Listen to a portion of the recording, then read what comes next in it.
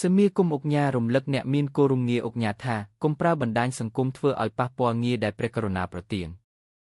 សមាគមអង្គការកម្ពុជាក្រើនរំលឹកដល់គោលរំវន់ដែលមានគោលរំងារអង្គការត្រូវប្រកាន់ខ្ជាប់នូវកិត្តិយសសីលធម៌សុជីវធម៌និងសេចក្តីថ្លៃថ្នូរនៅក្នុងសង្គមក្នុងការប្រកបមុខរបរនិងវិជ្ជាជីវៈឲ្យបានខ្ជាប់ខ្ជួននិងត្រូវយកចិត្តទុកដាក់ឲ្យបានខ្ពស់បំផុតចំពោះការប្រើប្រាស់បណ្ដាញសង្គមឬមធ្យោបាយផ្សព្វផ្សាយនានាជៀសវាងចែកចាយឬផ្សព្វផ្សាយនៅសកម្មភាពឬការប្រើពាក្យសម្ដីទាំងឡាយណាដែលធ្វើឲ្យប៉ះពាល់ដល់ងារជាកិត្តិយសដែលអង្គព្រះមហាក្សត្របានព្រះរាជទាន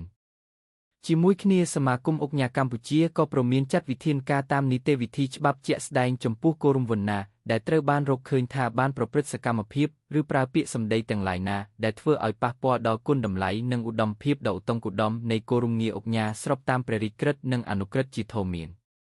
សមាគមអង្គការកម្ពុជាចេញមកដាស់តឿននិងព្រមានដូចនេះបន្ទាប់ពីបុគ្គលឈ្មោះជាវមុនិនដែលទទួលងារជាអង្គការកាលពីថ្ងៃទី19ខែធ្នូឆ្នាំ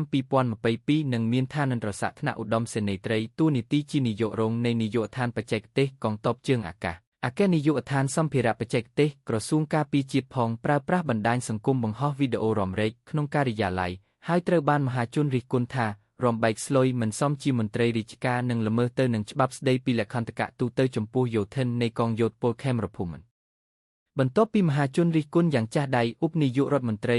រីការពារជាតិលោកទីសេហាឲ្យអង្គភាពជំនាញរៀបចំបង្កើតក្រុមប្រឹក្សាវិន័យដើម្បីពិនិត្យនិងវិតម្លៃរាល់ទង្វើទាំងឡាយរបស់ឧត្តមសេនីយ៍ត្រីឈៀវមុនិនដើម្បីដាក់ទណ្ឌកម្មឲ្យស្របទៅនឹងច្បាប់ស្តីពីលក្ខន្តិកៈទូទៅចំពោះយោធិននៃកងយោធពលខេមរភូមិន្ទ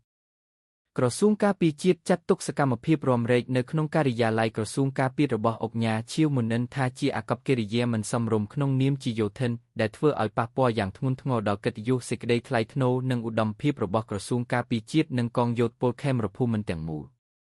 ព្រះរាជក្រឹត្យស្តីពីគោលរំងារអង្គការដែលបានចេញកាលពីថ្ងៃទី23ខែតុលាឆ្នាំ